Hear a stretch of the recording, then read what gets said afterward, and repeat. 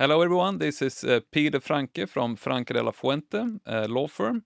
And this is now our next episode of the series of podcasts that we are recording here in the beautiful island of Palma de Mallorca.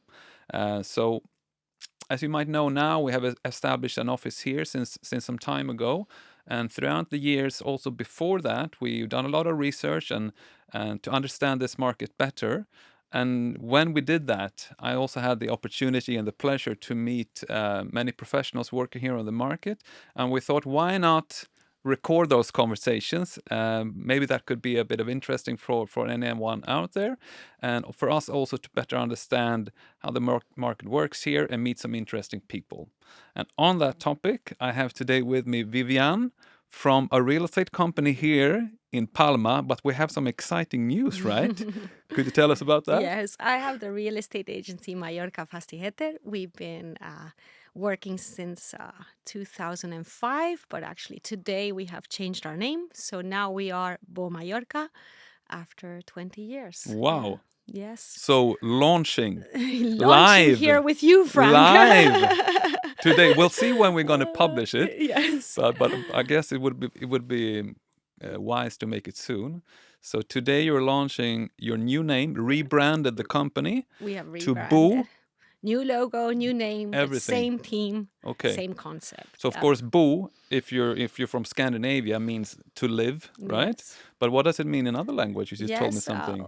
Bo means to live in Swedish, of course, but it also means good in Catalan, in Mallorquín. So we try to bring this together, a good and living life Yeah, of course. into Bo. It's a solid concept, and it's a a- short, powerful word. Yeah, Boo. it's a more modern name, and we had two brands before, Mallorca Fastigheter and Mallorca Residencia. So this is a way to modernize and to bring it under one name. We have also become a more international and local company the last I 5 see. years, so it's a good way to Okay, solve that too. interesting. Yeah. So can I ask you, but this is maybe only in my head, I don't know, but maybe you had the same kind of thinking that Bo, of course, means to live, right?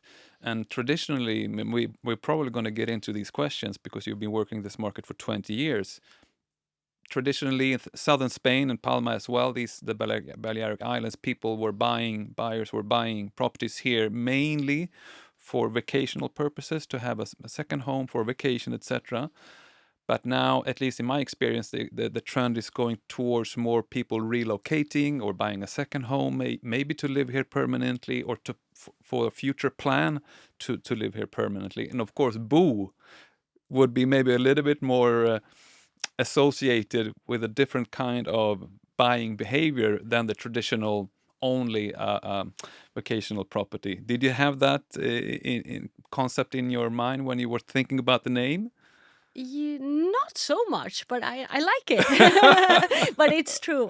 It's true that our clients 20 years ago or even 15 years ago were mainly buying a property to spend maybe 2 to 3 months in total Yeah. on Mallorca. And now the clients that are buying since the COVID times, of course, they can work from a distance. So a lot of them are staying here for longer periods of time or for most of the year.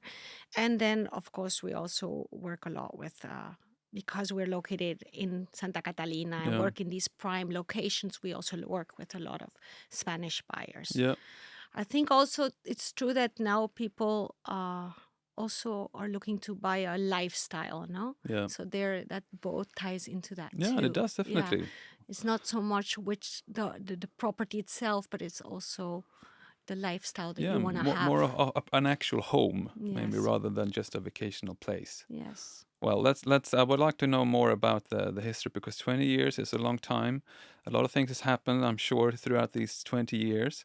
Maybe we could start with, how come you entered into the real estate business from the beginning? Yes. Well, I'm born here and I've been raised here, but then I've lived in the States, in New York, and then I moved to Stockholm because my husband was working there at that time. So we moved there, and I wanted to continue doing something with Mallorca from there, and I saw a little bit of a potential for maybe some Swedish people to be interested in that. Mm. Swedish people knew Mallorca in those times more of just a holiday Yeah.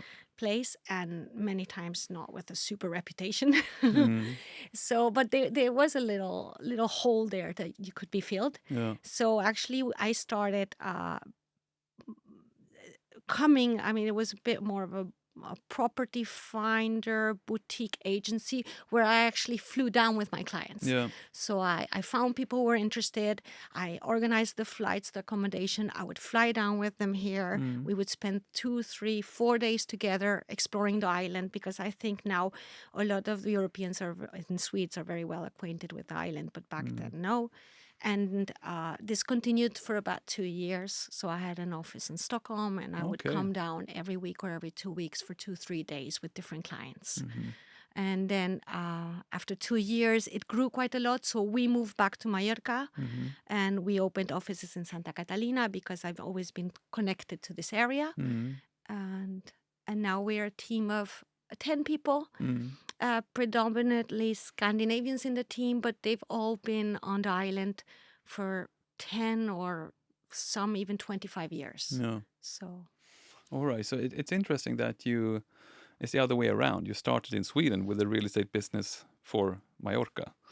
And I know also, even though I wasn't working in the business at that time, but I know about the concept of traveling down with clients. I think it was more of a thing, maybe 1 or 2 decades ago, that were actually people, agents or advisors traveling with the clients, spending all time with them, etc. And then I guess usually they would also buy something if they committed to such a trip. Um, and and when you moved back, then you said you opened your office in Santa Catalina because you had a connection to. Do you have a special connection to Santa Catalina in particular, or is the city? no, Santa Catalina. Yeah, my parents, I mean, we didn't live in Santa Catalina, but my parents have always had their office in Santa I Catalina since see. 40 years ago. Wow. So it was a very different area, Yeah. but, you know. So you It's know every door, every angle, every little corner of Santa yeah, Catalina, I guess. maybe. Okay. But we do work a lot also in Son Españolet, in Son Armadans. That has changed a lot too. I Yeah. must say, 20 years ago, I was mainly working in Puerto Andratx and Santa Ponsa. Mm. Then for some years, I was working a lot in areas outside Palma, such as Sawyer, even Colonia San Pere. But the last 15 years, yeah, it's shifted more to Palma and outskirts of Palma. So Okay. Calamayor, San Agustin are areas that we Mm. are very active in too. Mm-hmm. Mm-hmm. Our clientele the last 15 years is looking more for a more urban property that is easy maintenance Yeah. and in and out. They want to Okay. jump down to the tennis or the golf and then come home and then go out for dinner by walking. It's a Yeah. different type of client. Yeah. No, definitely. And I can see that type of lifestyle has become quite clear to me now that I spend more time here. There's a quite active lifestyle within the city among expats, international groups, etc., with connected to the sports, connected to the restaurants, connected to everything around here. But when you started out then and you were traveling, or then later you open up in Santa Catalina, going back to that time, how would you then define the typical client of yours then, and what were they buying at that time? I think, well, the typical client I had then is probably still very prevalent. It Uh-huh. was people semi-retired or yes, not retired, but not working maybe so actively or could work a bit at a distance. So we're talking about people over 50. Mm. Most of them probably from the finance Mm. sector or business owners. Stockholm mainly. Stockholm, Gothenburg, Skåne, Okay. Yeah. yes, and just being able to have that flexibility Mm. to be a bit more time away from their home. Mm. Okay. Yeah. So you would say that the core group of your database, so to speak, your clients are more roughly the same, still? Yes, but we have, of course, as you mentioned too, there is a big group of, I would say, 35 plus of digital nomads, of people who move down here for a few years because they can put their kids in international schools, Yeah. of which there's a lot here. And A lot of things have changed, I'm sure. because we are because I'm Spanish and a lot of the team has become very Spanish, we have a lot of local clients too. Yeah, okay. Because these neighborhoods are very popular amongst local residents too. And the characteristics of the properties then, I think that if you compare now, let's say 15 years ago, the types of properties that people were buying, the areas, the standard of the properties, etc., is there something that you can see has changed, major differences then to now? Yes, I think when I started the first 5, 6 years, there was a big focus on buying within gated communities. It was very popular. A gated community close to the Gulf, More a bit resort outside, like. more resort-like, yes. And now the last 15 years almost, it's more properties in the city or in very urban areas. It can be a building without a pool. That's not necessary anymore. Penthouses. And these, so what it sounds like a little bit to me, and from what I've seen and understood now from the time spent here, that you were mentioning the lifestyle. That's of course something that is on almost every agency's walls nowadays, that they're not only selling the property, they're selling the lifestyle, because their clients wants to know where are the best schools, where are the restaurants, what kind of activities do we have in this, what will be, what kind of lifestyle would I have. And would you say that clients now, your clients, compared to 15 years ago, are they looking for a lifestyle, a Mallorquín lifestyle, a kind of Mallorquín lifestyle that are more integrated with the atmosphere of the island than before? I mean, you said that they were buying a resort near to a golf club, or is it, what kind of lifestyle would you say that is the predominant one now that they're looking for? I think my clients are looking for a cosmopolitan Yeah. lifestyle. Palma has become a very international cosmopolitan city. But with the advantage that it doesn't have the stress of Barcelona or London, or I don't know, Berlin, which is a great city but much bigger. Yeah. So I think the person who is looking for a more Mallorcan lifestyle, integrating more with the local life, goes more towards the the villages Correct. or the rustic properties. Yeah. So you have that as well. You have that as well, but in our agency, I think we have taken up more this focus see. on townhouses Yeah. and luxury apartments and penthouses. Okay. So that's a bit our niche. So your clients are looking for, and it sounds like they want to have an active, more urban, quite kind of Yes. lifestyle here. Yes. Okay, and talking about relocating clients, because that's definitely something that we see a lot, because we have, of course, offices on Costa del Sol, but also here, and that's been a very, very clear trend. We see that in the work that we do, among other things, because when I talk to my partners, my Spanish partners, they've been doing this for 20 odd years. And of course, the conveyancing that they were involved with, assisting clients buying a property, was a process from A to Z, and not many times the clients were asking for really anything else and just to help us to buy this property, please. Of course, the NIE application, bank accounts, all these kind of administrative things. But we did a recap not long ago, to understand our clients a little bit better. And it's almost 50% of all our clients do have tax questions or immigration related questions, or something related to something else than just buying the property, incorporating a company or moving their activity, business activity, to Spain to work from here, etc. So that shows that, first of all, of course, the work of a property advisor is yourself. You have now defined your client's lifestyle, what they're looking for. So you need to understand, you need to be able to, and your agents need to be able to understand the client and to understand what kind of which areas would would be suitable for them. In the same way, as a law firm, we need to also understand that we must have build long lasting relationship with clients, and they're going to need more than the usual conveyancing usually, Yes. because these clients, they are moving from, as you say, Berlin, Stockholm, London, Los Angeles, the Middle East, and they need an advisor not only to buy the property. Usually they need an advisor for more legal matters. So I think that is a shift that I've seen in the market slowly throughout those 8 years that I've been here.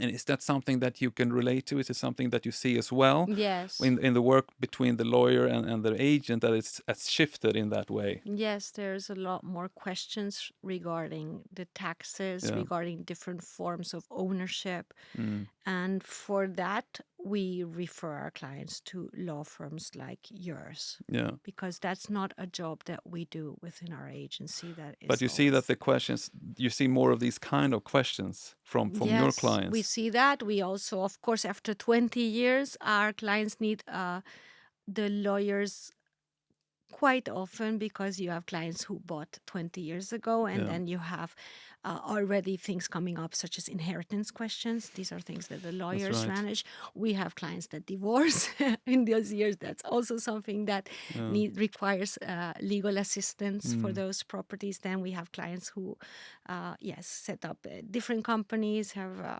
different needs. Maybe they used to live in Stockholm and now they're going to be residents here. So Mm. that implies a lot of other types of assistance that, in general, law firms like yours will provide. Yeah. No, it does. It's definitely changing, and it's interesting for us and for me that because we can see how different markets evolve. We have Costa del Sol market, and that market in itself is also not the same because we have different areas. Mm. Similar to this island, of course, you have the urban lifestyle of Palma, Mm. and then you have, as you said, the villages with a completely different lifestyle. But you also have the different clients. I'm sure that you are assisting investors that are investing in urban properties for renovation and to resell them, etc. And on that question especially, is that something that you see growing, the business side, the assisting investors, etc., for the refurb projects? We do have clients who buy to refurbish. We are not so specialized in selling land plots Mm. or projects to investors. We are more focused on selling the end product. Oh yeah. We are super specialized in selling off plan. So Mm. a lot of the developers, when they do have a project, Mm. they will come to us. Mm-hmm. And we've sold most of the off plan developments in Calamayor, San Agustin, Santa Catalina, and Zona Españolet. Yeah. And we do assess our developers and what our clients expect from the property. Mm-hmm. But I wouldn't say we have the initial product to sell to the developer. The No, but developer comes to the us I see. afterwards. And there we also need a lot of, we collaborate with law firms Yeah, to set up those contracts, because obviously an off-plan sale is very different it is. to a resale. Yeah, for sure. And you mentioned that you evaluate, of course, those developers to understand. Is it that you want to understand their standards and the quality and how they work, etc., before you enter into any collaboration with them? Yeah, I mean, now we've been collaborating so many years with so many developers from the mainland, from Germany, from Sweden, and local ones too. But it's more because the clients, the customers, what they want changes Mm. within a flat too. Yeah. No, open closed kitchen versus open kitchen, Mm. bathtub versus shower. I would say over 20 years there has been a lot of changes too in style, Yeah. right? So Yeah, for sure. it's important for, it's different what somebody would build in Madrid, what a developer would build in Madrid, than what is Mm. required in Mallorca. Yeah. Yeah. Okay, and let's have a look at the current market, maybe moving forward. First of all, of course, from working 20 years here, you have seen a dramatic change in prices. Yes. Am I right? How has that journey been for you? Because it's changed so dramatically. Um, It is kind of a global change, right? In mm, all prime locations mm, in Europe, prices have skyrocketed, right? mm, So I think I don't know. 2025, there was still prices have risen. mm, Overall, in the Balearics, the prices rose about 12%. mm, I think that price increase will continue, especially in prime locations on the island in 2026. And that's very tied into also the lack of supply, is there the a lack of supply? shortage. Would you say Yes, there's a in shortage your in. specific area where you're specialized in, or is it in general Yes, in your impression? general and in our area too. Mm. Yes, Of course, that uh, affects prices clearly, that affects prices, that affects sales. mm. Yes, and affects the market as well it affects the for real market. estate agencies Yes, I mean, competition. it is more difficult in Mm. that sense. So I would say before maybe for real estate agents now it's not so much working on finding potential buyers, which is what we did for 15 years. Mm. I would say the last 5 years already is about finding potential sellers or good Mm. properties, right? So Mm. that Yeah, there's been a shift there. but you're focused on both. Then, of course, I understand. You have your own listings, I guess, and you work on with vendors and Yeah. you work with buyers Yes. because you have Exactly. the agencies that have defined themselves as a buyer agent, and you maybe have more certain agents that lean more towards listings. But would you say it's We a do 50? both. You do both. Yes. Independently. Yeah. And moving forward, then, what would you? Because also, I guess if you're focused on the urban areas, and especially here in penthouses, townhouses, etc., in Palma, I guess that you many times face challenges when it comes to licensing questions, and especially when it's refurbishments and so on. Um, with your experience, how would you say how difficult is it, or what is your take on that particular matter, and what would you say moving forward? Do you see that it's going to continue to have the same kind of complexity, or do you see that it might become easier through hopefully clearer regulations, etc.? I think right now there we have less clients looking for refurbishment properties. Most of our clients are looking compared to before. Before it was pretty straightforward to refurbish a property, and Mm, it was a good, it was a competitive price. mm, So now what's happened is that refurbishment or construction prices have gone up a yeah.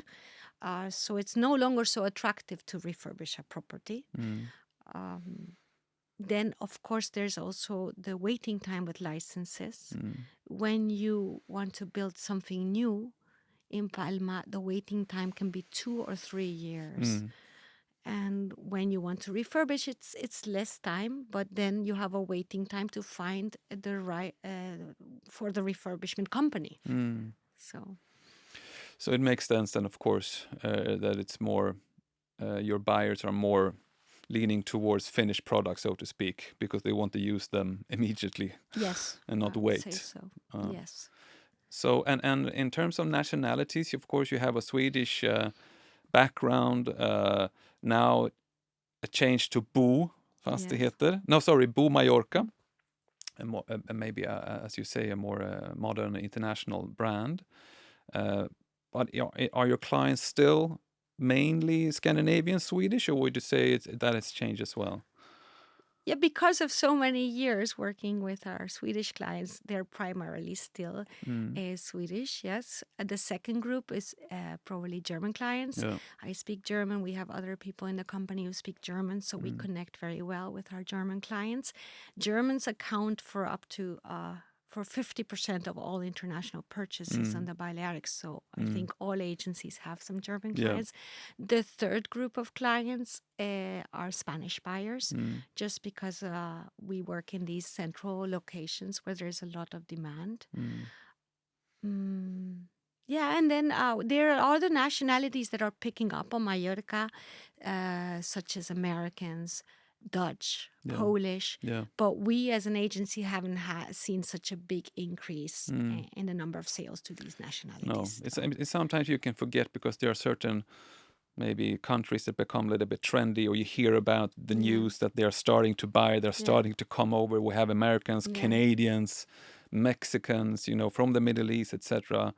Do But you still, have many in the Costa del no, Sol, but or yes, here you I think notice that the of course, change? here the change, the difference here is, of course, that there's such a large influence of German buyers, which is Yes. not comparable to Costa del Sol Okay, whatsoever. interesting. Where you had the UK buyers were so strong for Yes. decades, counting for 30% Yeah. perhaps, but that has changed a lot. So they are now down the last few years to around 10 to 15%, still being top three.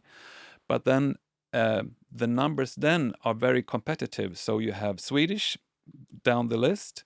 Instead, countries from the Eastern Europe, from Poland, from Czechia, from Yeah. Slovakia, from Lithuania. But still, it's sometimes I think you forget that even though that you have new countries popping up, as you say, they are still the main countries are still the usual suspects, so Yes. to speak. The Germans, the Brits, and the The Nordic French and Nordic, countries. yes, they're still the But you've strongest. seen an increase in Swedish clientele in Costa del Sol, right? Well, right, the last few years actually, the buying strength has weakened because of the financial situation in Sweden. In Sweden, there's been as in many other countries, high interest rates, inflation. People have been struggling actually, and the difficulties with mortgages and so on. Banks are more strict. Mm. So the financial situation in Sweden, together with the political stability, instability, has made impacted the Swedish buyers on Costa del Sol in general. I think that it's picking up now a little bit. It is, but they are not even on the top 10 list anymore in Marbella, the Swedes. So that has changed. But I also believe that Swedes have always been acting not as a group, but when one person starts to buy, everybody else is buying. And when they decide to hesitate, everybody's hesitating. So they Yes. always move like a pack. Yes. And we see some movement now, and I think that their time will come again. But there, of course, is still activity, still people buying. But so to finish off a little bit now, so what do you see now? You have 20 years of your experience, and congratulations to the new name. I think Thank it's a you. great name. But let's look into the future then. What do you see 5 to 10 years from now? What do you think? Which are the main shifts in the market that we could foresee moving forward? What do you say? Oh, this is a difficult question, Yeah. Peter. Let's start with the nationalities. You Yeah, reckon that Germans will keep their stronghold of the island? They will I continue think to so. That is influence it? something that has been there forever. Always. It's part of So the I DNA. think yes, Yeah. yes, that definitely. Yes, I think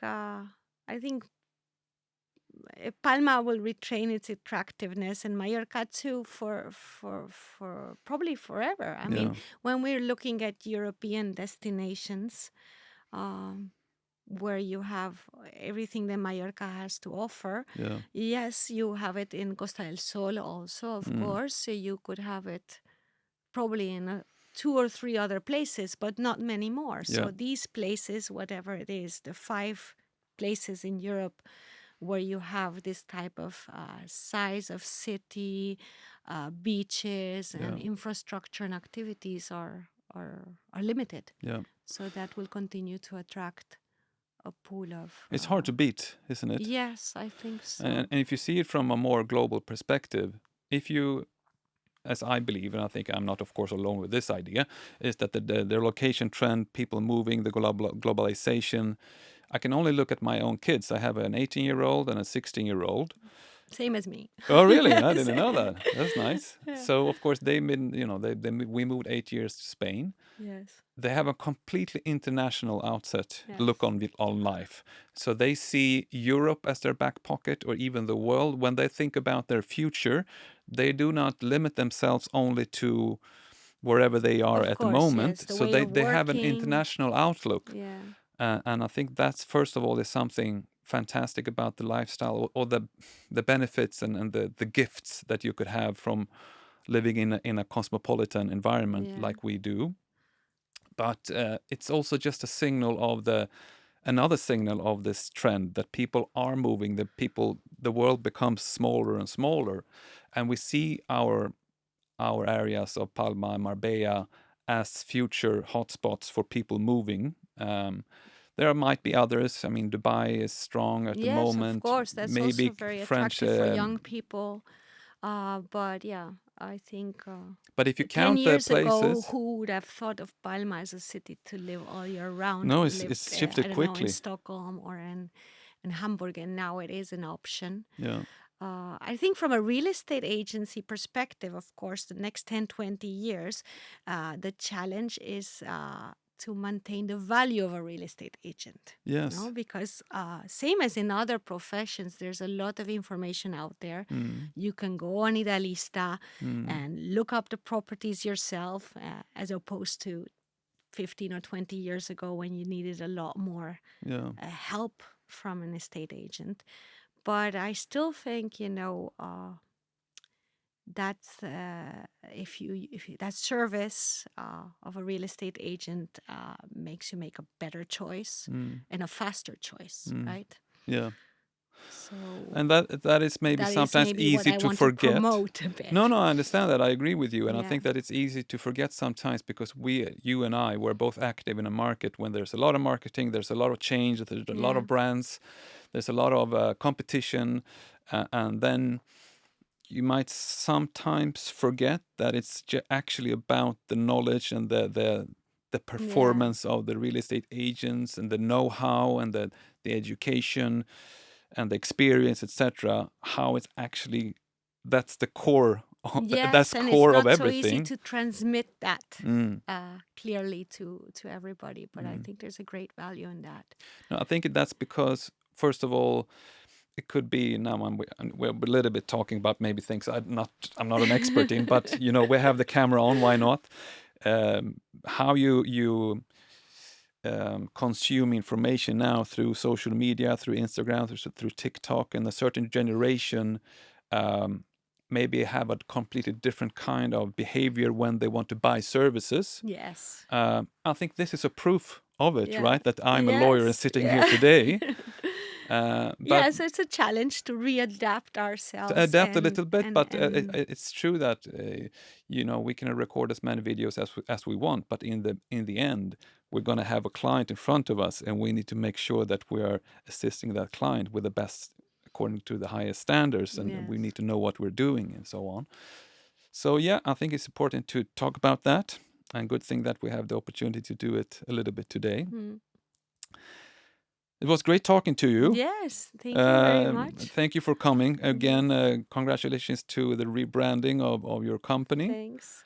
to Bo Mallorca, right? Yes. Yes. Fantastic. Well, thank you so much for being here. Thank you to you and to Petra also.